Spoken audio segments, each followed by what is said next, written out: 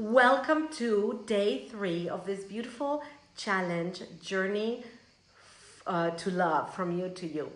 I wanted to share with you this fiery music that I was dancing prior to our session today because I just was on fire all day, getting amazing downloads from the universe, not just for the challenge, but also for my return to wholeness, which is my signature system, and for many of the other things that I do about this path that I've taken in terms of working with women that are yearning for love and connection. I see somebody's on. If you can please tell me who you are, and so that I know that as you're coming along, then we can start the actual challenge content of today, which is about unblocking limiting beliefs about femininity. It is a big deal issue. I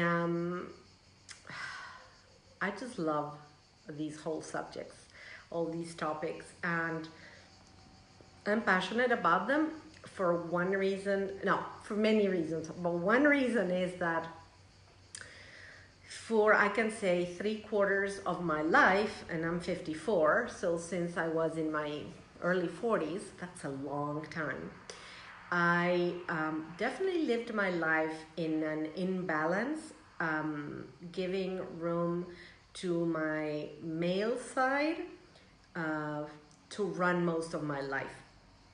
And claiming my femininity has been such an amazing healing that it has a big part in my purpose right now as a coach. So I've definitely gone through the journey myself on many aspects and many levels, and that's one of the reasons why I really like this. So I see people are jumping into our call, and I'm so happy this is happening. So please tell me who you are. Good morning from the West Coast. Hi Alexis, good to see you. I think Helen is on as well. And I know Dana said she could be on for a few minutes today, so I'm going to wait for a few more seconds, and then we're going to just start on today's topic, which is about limiting beliefs about femininity.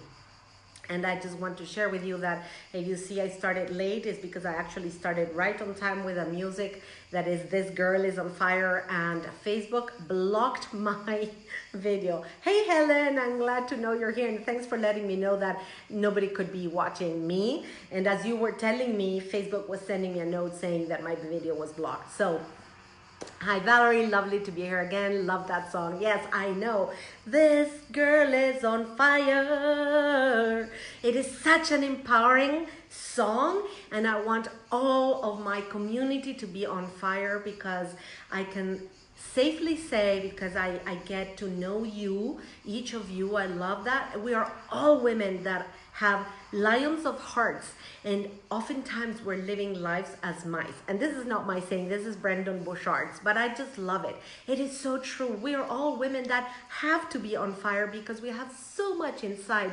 And when we let fear block us and hold us back, we're not living our full purpose, and we're not living in joy. And that's what I'm passionate about. So let's just jump right in. And I want to jump in with a little disclaimer, which is not really a disclaimer, but it is, you know, when we're talking, today's subject has a lot to do with subject of day number 1, which was on love, topic of day number 2, which was upon relationships, and topic for day number 3, which is today, it's about femininity. And each topic really relates to the other. Clearly, they're all intertwined. And, you know, the day 1, day 2, I know that some of you started gaining awarenesses of things that you had not realized might have been love blocks for you. And today I'm going to talk about another big piece of this puzzle, and that is our femininity. Now, I want to preface this by saying, this is the disclaimer, that being precedes gender. So what do I mean by this, and why am I saying this now? So there's more people jumping in. Please tell me who you are so I know who's behind the camera. So being precedes gender. I'm saying this before I start speaking about femininity, because We are all souls. This is my belief. Of course, you don't have to believe this, but I believe this in my life. I live my life through this belief. We're all souls that we incarnate, and we've incarnated before and will incarnate in the future. And for the most part, we have incarnated before as males and as females. And in this one, you're all women in this group with me, so we're all women. But we have had experience as souls, as males as well. So that's why I'm saying that as souls. Hi, sorry I'm late. Work gets in the way of my life. Kim is fine. I had a little bit Facebook glitch, so I'm just now starting.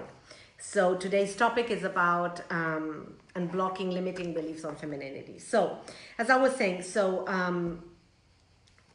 being precedes gender. So having said that, please go with me. I understand that I'm going to be opening up today's conversation with a few things that might sound as generalities, but it's just warming our feet as we get into the topic.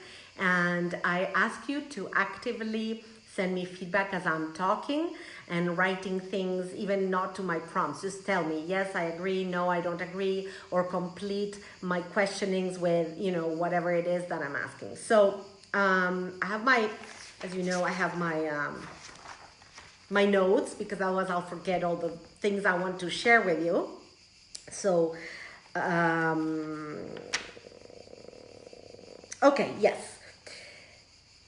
So the first thing I want to ask you is this. Ask yourself, and then I'm going to be talking through, ask yourself, what are the beliefs about femininity that you were raised with? And not necessarily maybe that you believe them, but that in the society or the family you were born and raised, these were the beliefs that people were saying, or they were underlying statements, and that was the truth. For example, things such as, women are the weak gender, or women are weaker than men, or women should stay in the kitchen, or women's place is in the kitchen, women should not study. I have friends that are from Indonesia and from Thailand and from India, and they were raised with men, their parents, their fathers, thinking that they had no right to go to the university. So just share with me, what other beliefs about femininity you were raised with. This is something that, even though you may think that in your house specifically, women had all the opportunities, and for example, in my house, we were three sisters and one man. We were four. My elder sister passed, but my parents were okay. Actually, they wanted us to go to university. They stimulated us to study. And yet, I was raised with an underlying current that women were weaker than men. My mom kept saying phrases like this. We would be at a gathering with friends, and then she would say, this is my daughter so-and-so, this is my daughter so-and-so, this is my daughter and so-so, and she would inflate herself like a peacock, and she would say, and this is my one and only male son.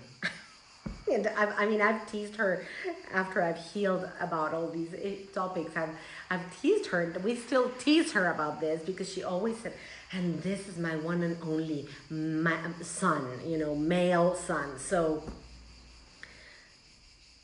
we all grew up with these issues. We all have some or less or more of these things that are underlying currents in our subconscious. And then there are the underlying currents of the society in which we were raised, because there's a collective unconscious that is very strong.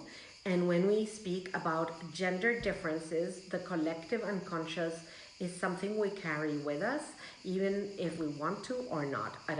We may allow it to influence our lives more or less, but we carry this within ourselves.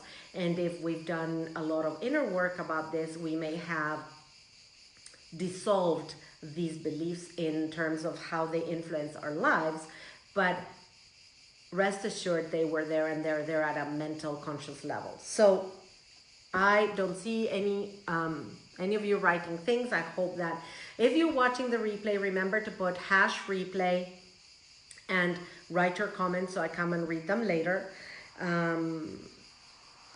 I'll move on. I'll take these examples. If you agree with these examples, but you don't want to type yours or whatever, just send me a heart or a thumbs up so I know that you're listening and that this is resonating with you. So the other thing I wanted to say about femininity is that as women, as incarnated women in a woman's body, no matter what our sexual identification is, it doesn't matter if as women we love women or as women we love men, or if we don't have an identification. Hi, Jean. In elementary school, my second wave feminist mom got me a t-shirt that read, "Anything boys can do, girls can do better." Although it was meant to be cheeky and fun, I just thought now perhaps it relates to a deep mistrust of the masculine, and that women have to do it all themselves. Wow, I love this, Alexis. I have that, the distrust of the masculine. It's a beautiful one. And yes, we'll get there, because, you know, the biggest